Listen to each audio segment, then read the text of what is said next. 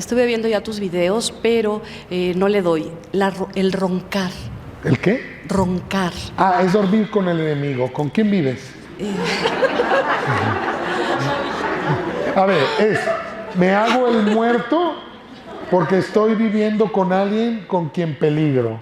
Okay. Este es real o simbólico, puede ser alguien muy enojón, puede ser cuando, por ejemplo, yo conozco gente desprogramada, que cuando duerme cuando tiene un amante, empieza a roncar.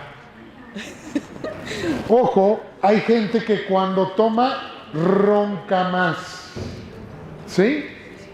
Pero ojo, puede haber una persona, por ejemplo, te lo digo, ¿sí? Porque sé que pudo haber sido abusada estando borracha en el árbol, que cuando tú o una persona está borracha, ronca.